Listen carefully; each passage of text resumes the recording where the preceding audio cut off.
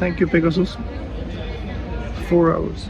4 hours late. Welcome to Pegasus Airlines. This won't be an easy video for me. The Turkish low-cost carrier used to be one of my favorite budget airlines for a long time. However, on this trip, that changed quite a bit. Instead of the planned 10 hours and 2 flights, the trip ended up taking 24 hours and 3 flights. A lot of running around at airports, costs that were ultimately more than twice as high as originally planned, and the never-growing feeling of hate and anger towards the absolute incompetence of the management of this airline. Because every time you think it can't get any worse, Pegasus takes it one step further. So come along with me as I try to get from the UK to Georgia. No, bro. I mean, the real Georgia.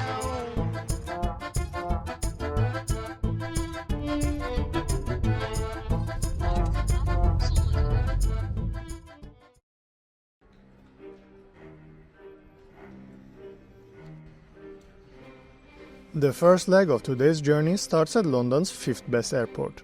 From here, we will fly to Sabiha Gökçen International, Istanbul's 2nd best airport. Unfortunately, I decided to fly on Pegasus Airlines. At the point of recording, Pegasus was still among my favorites. Cheap fares, a huge route network, delicious food, and friendly staff. In my mind, I instantly connect Pegasus with an all-inclusive holiday at the beach. There are few carriers I have flown on more often than on Pegasus Airlines. And so far, my experiences have been mostly great. However, today, this changed. But keep in mind that this flight review is just my subjective experience. It's not an attack on Pegasus or anyone who likes them. Chances are you won't encounter any problems, but if you have a problem with me not mincing my words when I talk about Pegasus Airlines, then please leave this video and watch the YouTubers who tell you what you want to hear. Anyway, after passing a quite crowded security control at Stansted, I headed straight for the Priority Pass lounge called Escape. A very fitting name because after tasting the very British selection of culinary delights, my desire to leave is increasing. So I do exactly that and head over to the gate from where today's flight will leave. My ride for today, a 2-year-old A321neo, is already here. But the fun starts when a delay of 1 hour and 20 minutes is announced. Things like that are the exact reason why I opted for a 4-hour layover in Istanbul instead of a 2-hour one, because even with a delay of 1 hour and 20 minutes, I will still have plenty of time to connect to my next flight down to Georgia. Right? Well, we will see.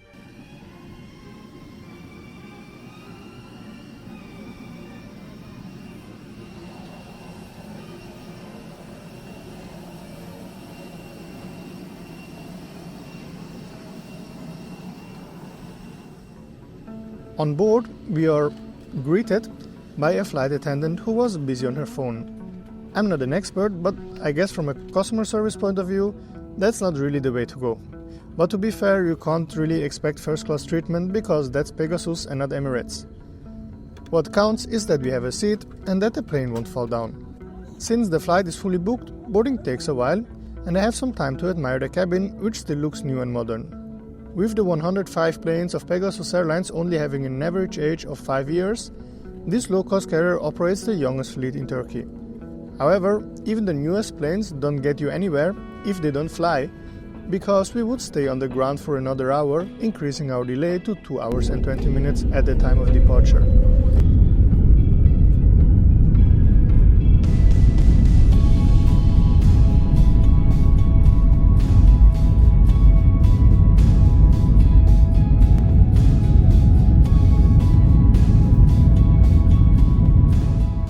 After taking off, the crew starts handing out pre-ordered menus. To me, the catering remains an advantage of Pegasus. Contrary to most other budget airlines I know, they actually serve real meals that are tasty and on top of that don't cost that much. I go for köfte with a turkey salad, which tastes absolutely amazing, like always on Pegasus. I noticed that the elderly gentleman next to me was staring at me while I was recording the food and stuff, and at first I thought that he is super weirded out. But he actually told me that he's a professor of cinematography on a trip to visit his family back in Iraq. He was not too happy with how I was recording the food, but he was keen on showing me how to do it in a cinematographic way. It was an act of kindness to offer me his help, and to be honest, I have no idea about cinematography, but as you can see, I felt a bit uncomfortable and tried to stay serious.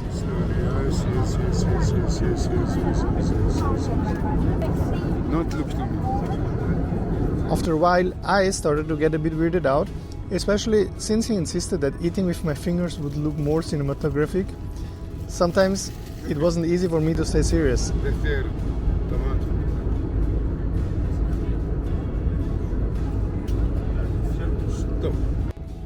But I don't want to look ungrateful, and I really do appreciate when people try to help. But I wonder at which university this guy is teaching. He gave me his name and I googled him later, and he actually is an actor and even directed some Iraqi movies back in the 80s and 90s. So maybe I'm just not professional enough to see the value in the close-ups of me eating, but I hope you enjoyed them. This guy really talked a lot, and I did not want to seem rude, so I just tried to look busy on my iPad, and luckily Pegasus offers very affordable Wi-Fi. Well, you can't use the Wi-Fi to browse the internet, but for €3.99 you can access the in-flight entertainment portal, featuring a decent range of content, including The Hobbit. Speaking of shit, that's a lavatory. It looks new, but not really clean, and seeing this footage makes me want to throw my shoes away. For the next 3 hours of the flight, to be honest, I don't really know what the hell I should tell you, because, we're just flying. It feels like an eternity and nothing's really happening until we are finally approaching Istanbul, and the pilots even made up for some of the delay. And at that point, the naive me is still thinking everything will go as planned. But as we almost touch down, the universe just says "F you," and for some reason we have to go around. After that, we're just circling over the city. And by that I mean a very long time of just circling around and around and around and around like we are some sort of f***ing merry-go-round. Just look at this shit, bro. The flight path looks like the armpit of Greta Thunberg.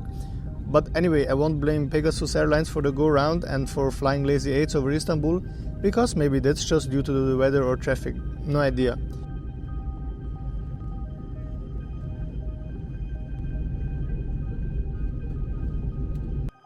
In the end, we arrived with a delay of a bit under 3 hours, which would still have been enough time to catch my connection. But that would have been just a bit too perfect, right?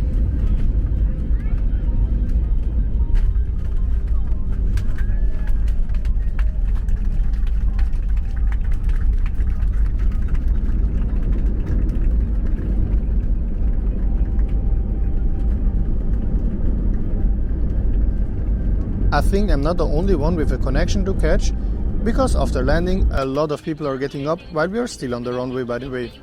The flight attendant in the jump seat doesn't seem to care about that at all and rather stares at his phone. To be fair, I have also noted on previous flights that some of the crew of Pegasus Airlines have a pretty, let's say, relaxed attitude when it comes to safety.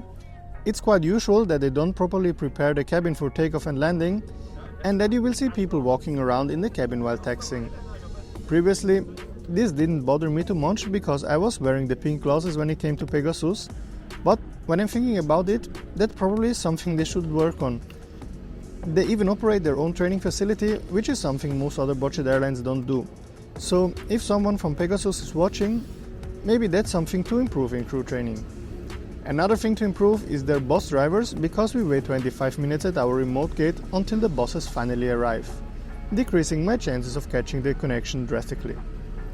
Perhaps they should have sent boats instead of buses, because it's pouring buckets and the whole tarmac is flooded. When stepping into the 3 cm deep water, you will notice that 3 cm is a lot. It really is. I would say that 3 cm is a pretty average water level, right? In fact, maybe it's even a bit more than average. But I really don't understand why we park at the remote gate if you are already 3 hours late.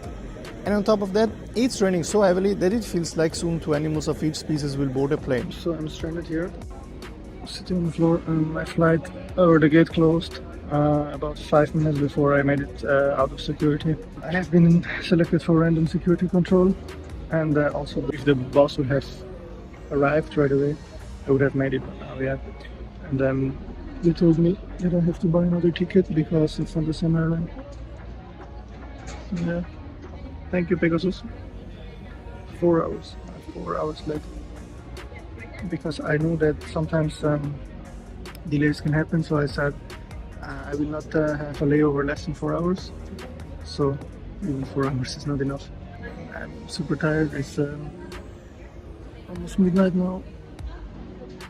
I have to find a place to stay now, and I cannot even go because I cannot leave the airport by myself. Some staff has to come to bring us out, but she just walked away, and now I'm just waiting that she can bring us out, and then I can book a ticket. So I'm just still on the floor now. Arriving at the terminal, I see that my connecting flight is also a bit late, giving me some hope that I could still make it.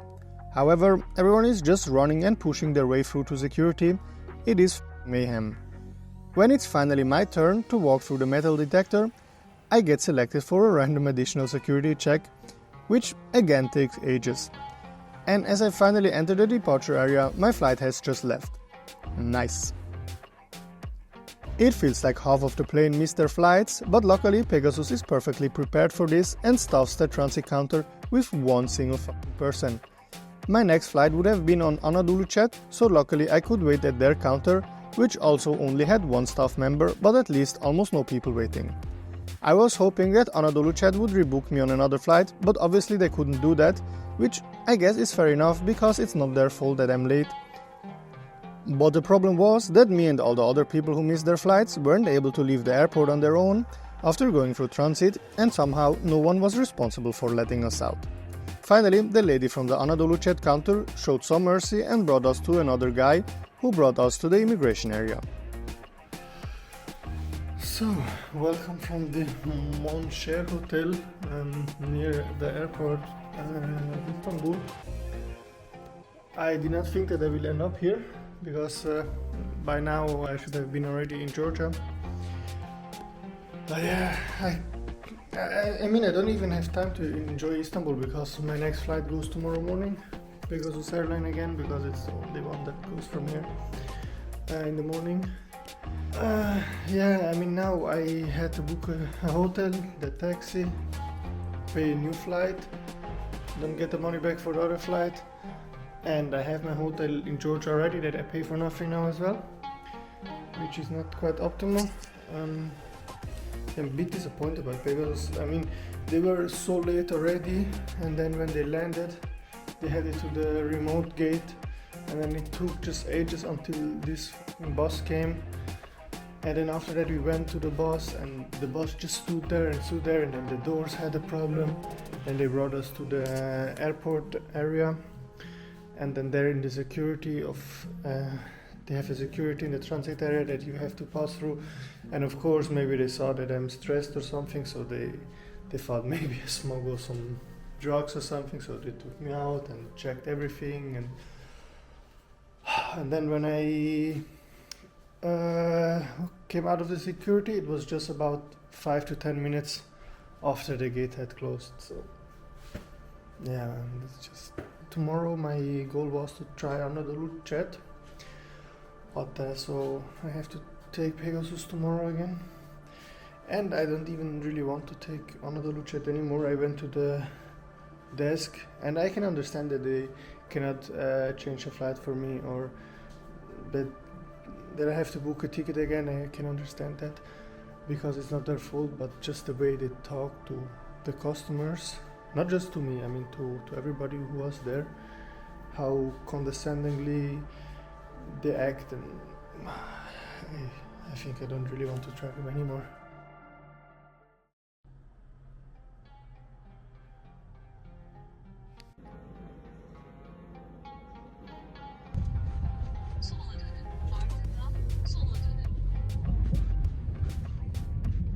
I had to be in Tbilisi before evening. There was a Turkish Airlines flight leaving from Istanbul International Airport in the early morning, but if I took this flight, I would get an amount of exactly 0 hours of sleep. So I decided on the only other possible flight, which was Pegasus Airlines again, leaving from Istanbul Sabiha Gökçen Airport, but with a 2.5 hours layover in Ankara.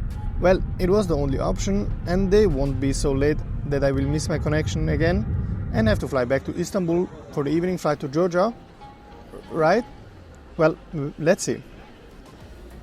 I mean, this trip sucks already. Can it really get any worse than that? So let's get ready for flight number 2. Round 2. Sabiha Gökçen Airport is usually quite crowded, and today is no exception. Subsequently, the line in front of security is quite long, but since the first leg of this flight is a domestic one, at least I don't have to go through passport control. But I don't have to worry about waiting in line, because obviously the flight to Ankara is also late. Who would have thought? For now, the delay is just 20 minutes, but what is not yet can still be, and oh wonder oh nay, at the time of boarding it's already a 45 minutes delay. At least this time the staff at the entrance greets the passengers and isn't on the phone, and in general, I feel like this crew has a friendlier vibe. My spirits aren't too high though, and having a middle seat doesn't lighten my mood. If I can't make my connection, there is no other flight from Ankara to Tbilisi today, and in order to still make it, I would need to fly back to Istanbul and then take the direct flight that leaves in the evening. This time we're flying on the 737-800 of Pegasus Airlines, which also comes in an all-economy cabin with 189 seats in a free configuration. The flight down to Ankara should only take about an hour, but obviously at the planned time of arrival in Ankara, our plane is still in Istanbul for some reason. Some passengers get quite impatient, walking around and getting stuff from the overhead bin while taxiing. And also on this flight, the crew couldn't care less. Finally, with a delay of 1 hour and 10 minutes, we took off. The flight itself was relatively eventless, the toilet was cleaner, and I didn't buy anything to eat.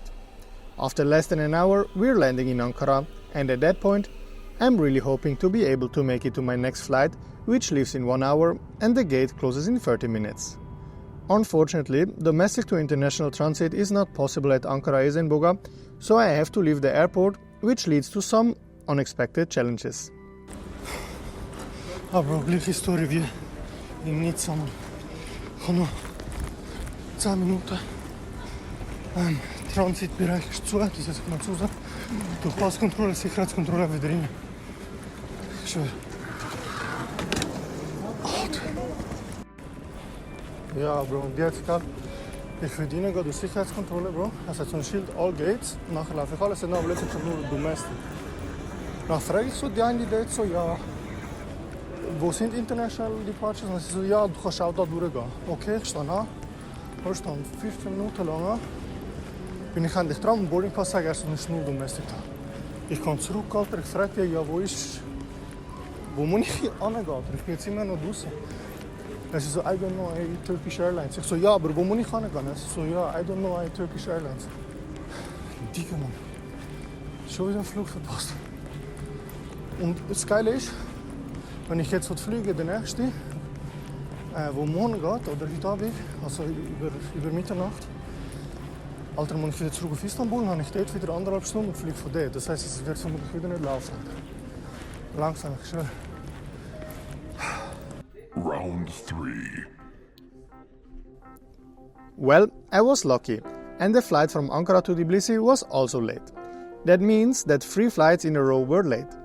But this time I'm happy about the delay, because it means I don't have to go back to Istanbul and then have to sleep a night there or risk missing my connection once more.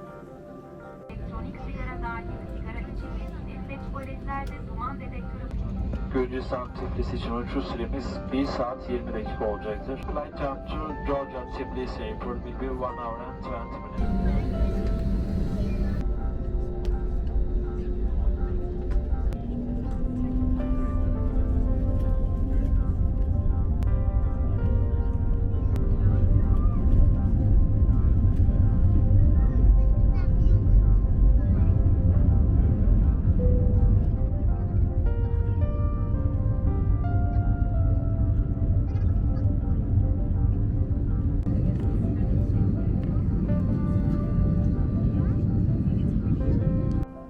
When it comes to the third flight, I tried to enjoy it because the view was actually stunning, and upon landing in Tbilisi, my aviation heart was in for a treat. However, on this flight too, I noticed that the crew didn't really care about things like reclined seats, armrests that aren't down, and backpacks on seats, which, again, is something they should look into. Other than that, the crew was friendly, but again, I decided against buying more stuff from them, like food or their IFE, and instead to just enjoy the view. And finally, almost 24 hours after I embarked, I reached my destination. By the way, there is also another budget airline that flies from London to Istanbul. It's called Wizz Air. Click right here to see what they have to offer.